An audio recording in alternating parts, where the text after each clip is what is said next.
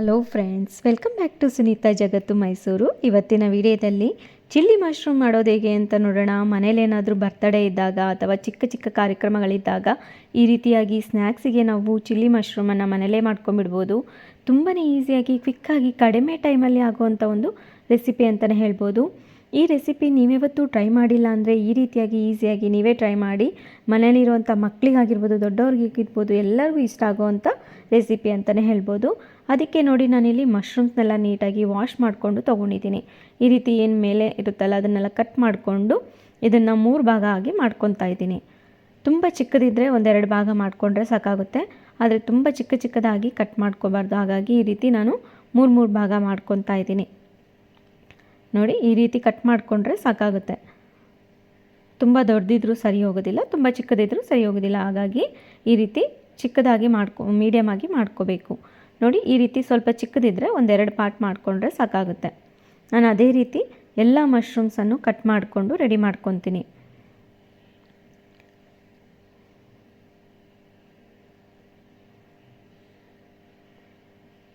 ನೋಡಿ, ಈ ರೀತಿ ಎಲ್ಲ ಮಶ್ರೂಮ್ಸನ್ನು ನಾನು ಕಟ್ ಮಾಡಿಕೊಂಡು ರೆಡಿ ಮಾಡ್ಕೊಂಡಿದ್ದೀನಿ. ಇದನ್ನು ಈಗ ಮಿಕ್ಸಿಂಗ್ ಬೌಲಿಗೆ ಹಾಕೊಳ್ಳೋಣ. ಈ ರೀತಿ ಮಿಕ್ಸಿಂಗ್ ಬೌಲ್ಗೆ ಹಾಕ್ಕೊಂಡ್ರೆ ಆಯಿತು.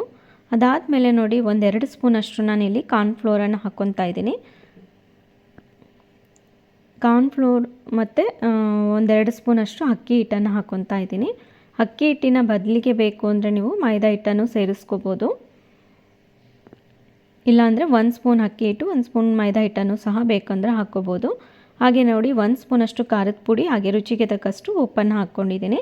ನಾನಿಲ್ಲಿ ಉಪ್ಪನ್ನು ಸ್ವಲ್ಪ ಸೇರಿಸ್ಕೊತಾ ಇದ್ದೀನಿ. ಯಾಕಂದರೆ ಸಾಸ್ಗಳನ್ನ ನಾವು ಯೂಸ್ ಮಾಡ್ತಾ ಇರೋದ್ರಿಂದ ಅದರಲ್ಲೂ ಸಹ ಸ್ವಲ್ಪ ಸಾಲ್ಟ್ ಇರುತ್ತೆ. ಹಾಗಾಗಿ ನೋಡಿಕೊಂಡು ಸ್ವಲ್ಪ ಹಾಕ್ಕೊಳ್ತಾ ಇದ್ದೀನಿ. ಹಾಗೆ ನೋಡಿ, ಒಂದ್ಸರಿ ನೀಟಾಗಿ ಮಿಕ್ಸ್ ಮಾಡ್ಕೊಂಡಾದಮೇಲೆ 1-4-5 ಸ್ಪೂನಷ್ಟು ನೀರನ್ನು ಹಾಕ್ಕೊತಾ ಇದ್ದೀನಿ. ತುಂಬ ನೀರು ಥರ ಆಗಿ ಮಿಕ್ಸ್ ಮಾಡ್ಕೊಳ್ಳಿಕ್ಕೆ ಮಾರ್ದು. ಹಾಗಾಗಿ ಸ್ವಲ್ಪ ನೀರನ್ನು ಹಾಕ್ಕೊಂಡು ಫಸ್ಟ್ ಒಂದು ಸರಿ ಮಿಕ್ಸ್ ಮಾಡ್ಕೊಳ್ಳಿ. ಕಡಿಮೆ ಅಂತ ಅನಿಸಿದರೆ ಇನ್ನೊಂದು ಸ್ವಲ್ಪ ನೀರನ್ನು ಹಾಕ್ಕೋಬೋದು. ಈ ರೀತಿ ನೀಟಾಗಿ ಎಲ್ಲ ಪೀಸಸ್ಗೂ ಅದು ಹತ್ಕೋಬೇಕು, ಉಪ್ಪು ಮತ್ತು ಖಾರ ಎಲ್ಲ ಅದನ್ನು ಹತ್ತೋ ರೀತಿಯಲ್ಲಿ ನೀಟಾಗಿ ಮಿಕ್ಸ್ ಮಾಡ್ಕೊಂಡಿದ್ದೀನಿ. ನೋಡಿ, ಈ ರೀತಿ ಇದ್ದರೆ ಸಾಕಾಗುತ್ತೆ. ಈಗ ಇದು ಎಣ್ಣೆನ ಬಿಸಿ ಮಾಡ್ಕೊಳಕ್ಕೆ ಇಟ್ಟಿದ್ದೀನಿ. ಎಣ್ಣೆ ಬಿಸಿ ಹಾಕ್ತಿದ್ದಾಗೆ ನೋಡಿ, ಸ್ವಲ್ಪ ಮಶ್ರೂಮ್ಸನ್ನು ಈ ರೀತಿಯಾಗಿ ಹಾಕ್ಕೊಂಡು ಫ್ರೈ ಮಾಡ್ಕೋಬೇಕಾಗುತ್ತೆ. ಎಲ್ಲ ಒಟ್ಟಿಗೆ ಹಾಕ್ಕೊಂಡು ಫ್ರೈ ಮಾಡಲಿಕ್ಕೆ ಆಗೋದಿಲ್ಲ. ಹಾಕಿದ ತಕ್ಷಣ ನಾವು ಕೈಯನ್ನು ಆಡಿಸ್ಬಾರ್ದು.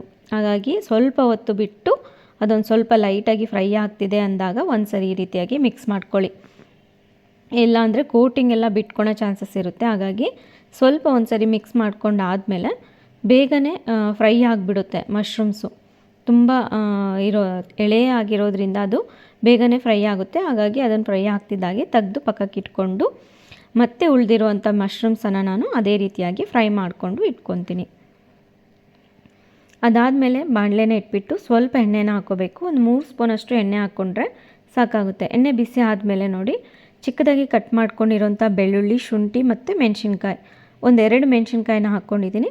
ಇದನ್ನು ಚಾಪರಲ್ಲಿ ಹಾಕ್ಕೊಂಡು ಚಾಪ್ ಮಾಡ್ಕೊಂಡಿದ್ದೀನಿ. ಹಾಗಾಗಿ ಇಷ್ಟು ಚಿಕ್ಕದಾಗಿ ಕಟ್ಟಾಗಿದೆ. ಹಾಕ್ಕೊಂಡು ಅದನ್ನು ಒಂದು ಸರಿ ನೀಟಾಗಿ ಮಿಕ್ಸ್ ಮಾಡ್ಕೊಳ್ಳೋಣ. ಅದು ಫ್ರೈ ಆಗ್ತಿದ್ದಾಗೆ ಈರುಳ್ಳಿಯನ್ನು ಸಹ ಸೇರಿಸ್ಕೊಂಡಿದ್ದೀನಿ. ಇದು ಸಹ ಒಂದು ಸ್ವಲ್ಪ ಲೈಟಾಗಿ ಫ್ರೈ ಆಗಬೇಕು. ತುಂಬ ಏನು ಕೆಂಪಗೆ ಆಗಬಾರ್ದು. ಜಸ್ಟ್ ಅದೊಂದು ಸ್ವಲ್ಪ ಲೈಟಾಗಿ ಫ್ರೈ ಆಗ್ಲಿವರೆಗೂ ಮಾಡಿಕೊಂಡ್ರೆ ಸಾಕಾಗುತ್ತೆ. ಇದನ್ನು ಮೀಡಿಯಮ್ ಫ್ಲೇಮಲ್ಲೇ ಇಟ್ಕೊಂಡು ಫ್ರೈ ಮಾಡ್ಕೊಂಡಾದಮೇಲೆ ನೋಡಿ, 1-2 ಸ್ಪೂನಷ್ಟು ಸೋಯಾ ಸಾಸನ್ನು ಹಾಕ್ಕೊತಾ ಇದ್ದೀನಿ.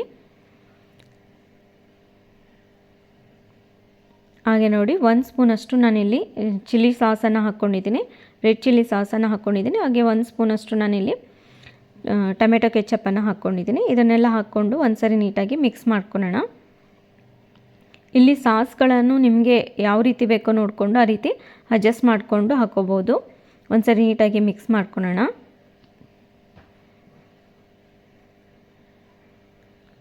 ನೋಡಿ, ಮಿಕ್ಸ್ ಮಾಡ್ಕೊಂಡಾದಮೇಲೆ ಈಗ ಕಾರ್ನ್ಫ್ಲೋರ್ 1-2 ಸ್ಪೂನಷ್ಟು ತೊಗೊಂಡಿದ್ದೀನಿ. ಇಲ್ಲಿ ಅದಕ್ಕೆ ನೀರನ್ನು ಹಾಕ್ಕೊಂಡು ನೀಟಾಗಿ ಮಿಕ್ಸ್ ಮಾಡಿಕೊಂಡು ಈ ರೀತಿಯಾಗಿ ಹಾಕ್ಕೋಬೇಕು. ಹಾಕ್ಕೊಂಡಾದಮೇಲೆ ಕೈಯನ್ನು ಆಡಿಸ್ಬೇಕು, ಇಲ್ಲಾಂದರೆ ಅದು ತಳ ಹತ್ತೋ ಚಾನ್ಸಸ್ ಇರುತ್ತೆ. ಈ ರೀತಿ ನೀಟಾಗಿ ಮಿಕ್ಸ್ ಮಾಡ್ಕೊಳ್ಳೋಣ. ನೋಡಿ, ಎಷ್ಟು ಬೇಗ ಗಟ್ಟಿ ಆಗಿಬಿಡುತ್ತೆ. ಹಾಗಾಗಿ ನೀಟಾಗಿ ಮಿಕ್ಸ್ ಮಾಡ್ಕೊಳ್ಳೋಣ. ಅದಾಗ್ತಿದ್ದಾಗೆ ನೋಡಿ, ಈ ಬೆಲ್ ಪೆಪ್ಪರ್ಸ್ ಏನಿತ್ತಲ್ವ, ರೆಡ್ ಮತ್ತು ಯೆಲ್ಲೋ, ಗ್ರೀನ್, ಇದನ್ನೆಲ್ಲ ಹಾಕ್ಕೊಂಡು ಒಂದ್ಸರಿ ನೀಟಾಗಿ ಮಿಕ್ಸ್ ಮಾಡ್ಕೊಳ್ಳೋಣ. ಇದೊಂದು ಸ್ವಲ್ಪ ಬೇಗನೆ ಗಟ್ಟಿ ಆಗಿದೆ. ಹಾಗಾಗಿ ಸ್ವಲ್ಪ ನೀರನ್ನು ಸೇರಿಸ್ಕೊಂಡಿದ್ದೀನಿ. ಇಲ್ಲಿ ನೀರು ಸೇರಿಸ್ಕೊಂಡಿರೋ ಕ್ಲಿಪ್ ಒಂದು ಸ್ವಲ್ಪ ಮಿಸ್ ಆಗಿದೆ. ನೀವು ಅದು ನೋಡಿಕೊಂಡು ನಿಮಗೆ ಸ್ವಲ್ಪ ನೀರನ್ನು ಸೇರಿಸ್ಕೊಳ್ಳಿ. ಇದನ್ನೆಲ್ಲ ನೀರನ್ನು ಹಾಕ್ಕೊಂಡು ಒಂದೆರಡು ಕುದಿ ಬರಬೇಕು. ಜಸ್ಟ್ ಒಂದು ಕುದಿ ಬಂದರೆ ಸಾಕಾಗುತ್ತೆ. ಈ ಕ್ಯಾಪ್ಸಿಕಮ್ಸ್ ಏನಿದೆ ಅಲ್ವಾ ಅದೆಲ್ಲ ಚೆನ್ನಾಗಿ ಫ್ರೈ ಆಗಬೇಕು. ಒಂದು ಲೈಟಾಗಿ ಬೇಯಬೇಕಾಗುತ್ತೆ. ಹಾಗಾಗಿ ಒಂದು ಕುದಿ ಬರೋವರೆಗೂ ನಾನು ಬಿಡ್ತೀನಿ. ನೋಡಿ, ಜಸ್ಟ್ ಈ ರೀತಿ ಕುದಿ ಬಂದರೆ ಸಾಕಾಗುತ್ತೆ. ಈಗ ಇದು ಕರೆಕ್ಟಾಗಿ ರೆಡಿ ಆಗಿದೆ. ಈ ಟೈಮಲ್ಲಿ ನಾವು ಮಶ್ರೂಮ್ಸ್ನ ಫ್ರೈ ಮಾಡ್ಕೊಂಡಿರ್ತೀವಲ್ಲ ಅದನ್ನೆಲ್ಲ ಹಾಕ್ಕೋಬೇಕು. ಈ ರೀತಿ ನೀಟಾಗಿ ಹಾಕ್ಕೊಂಡು ಒಂದ್ಸರಿ ನೀಟಾಗಿ ಮಿಕ್ಸ್ ಮಾಡಿಕೊಂಡ್ರೆ ಆಯಿತು. ಇದನ್ನು ತುಂಬ ಹೊತ್ತು ಫ್ರೈ ಮಾಡೋ ಅವಶ್ಯಕತೆ ಇಲ್ಲ. ಮಶ್ರೂಮ್ನ ಹಾಕಿದ ತಕ್ಷಣ ಒಂದೆರಡು ಸಾರಿ ಈ ರೀತಿ ಮಿಕ್ಸ್ ಮಾಡಿಕೊಂಡು ಗ್ಯಾಸನ್ನು ಆಫ್ ಮಾಡಿಕೊಂಡ್ರೆ ಆಯಿತು. ಚಿಲ್ಲಿ ಮಶ್ರೂಮ್ ರೆಡಿ ಆದಾಗೆ. ನೋಡಿ ಎಷ್ಟು ಕಲರ್ಫುಲ್ಲಾಗಿ ಎಷ್ಟು ಸಖತ್ತಾಗಿ ಕಾಣಿಸ್ತಾ ಇದೆ. ನೋಡ್ತಾ ಇದ್ರೇ ಸಖತ್ತಾಗಿದೆ ಅಲ್ವಾ? ಎಷ್ಟು ಕಲರ್ಫುಲ್ಲಾಗಿದೆ ನೋಡಿ. ಮಕ್ಕಳಂತೂ ವೆಜಿಟೇಬಲ್ಸ್ ಎಲ್ಲದನ್ನು ಸಹ ಖಾಲಿ ಮಾಡಿಬಿಡ್ತಾರೆ. ಈ ರೀತಿ ಈಸಿಯಾಗಿ ಮಾಡ್ಕೊಂಬಿಡ್ಬೋದು. ರೆಸ್ಟೋರೆಂಟ್ಗಳಲ್ಲಿ ಏನೆಲ್ಲ ಹಾಕಿರ್ತಾರೋ ನಮಗೆ ಗೊತ್ತಿಲ್ಲ. ಆದರೆ ಮನೇಲೇ ನಾವು ಈ ರೀತಿಯಾಗಿ ನಮಗೇನು ಬೇಕು ಅದನ್ನು ಈಸಿಯಾಗಿ ಮನೇಲಿರೋಂಥ ಐಟಮ್ಸನ್ನು ಯೂಸ್ ಮಾಡಿಕೊಂಡು ಈ ರೀತಿಯಾಗಿ ಮಾಡಿಕೊಂಡ್ರೆ ಆಯಿತು. ನೋಡಿ ಏನು ಸಖತ್ತಾಗಿ ಕಲರ್ಫುಲ್ಲಾಗಿದೆ. ಇದೆಲ್ಲ ಮಿಕ್ಸ್ ಮಾಡ್ಕೊಂಡಾದಮೇಲೆ ನೋಡಿ ಚಿಕ್ಕದಾಗಿ ಕಟ್ ಮಾಡ್ಕೊಂಡಿರೋಂಥ ಸ್ಪ್ರಿಂಗ್ ಆನಿಯನ್ನ ಹಾಕ್ಕೊಂಡು ಒಂದ್ಸರಿ ಮಿಕ್ಸ್ ಮಾಡ್ಕೊಂಡಾಯಿತು. ಇಷ್ಟೇ ನೋಡಿ, ಸಿಂಪಲ್ಲಾಗಿ ಚಿಲ್ಲಿ ಮಶ್ರೂಮ್ ರೆಡಿ ಆಗೋಯಿತು. ನೀವು ಸಹ ಈ ರೀತಿಯಾಗಿ ಟ್ರೈ ಮಾಡ್ತೀರಾ ಅಂದ್ಕೊಂಡಿದ್ದೀನಿ. ಟ್ರೈ ಮಾಡಿದರೆ ಯಾವ ರೀತಿ ಬಂತು ಅನ್ನೋದನ್ನು ಕಮೆಂಟ್ ಮಾಡಿ ತಿಳಿಸಿ. ಈ ವಿಡಿಯೋ ಇಷ್ಟ ಆಗಿದೆ ಅಂದ್ಕೊಂಡಿದ್ದೀನಿ. ಇಷ್ಟ ಆಗಿದರೆ ಪ್ಲೀಸ್ ಲೈಕ್ ಮಾಡಿ, ಶೇರ್ ಮಾಡಿ. ಸಬ್ಸ್ಕ್ರೈಬ್ ಆಗದೆ ನೋಡ್ತಾ ಇದ್ದರೆ ಸಬ್ಸ್ಕ್ರೈಬ್ ಆಗಿ. ಮತ್ತೊಂದು ಒಳ್ಳೆ ವಿಡಿಯೋ ಜೊತೆಗೆ ಭೇಟಿಯಾಗೋಣ. ಧನ್ಯವಾದಗಳು.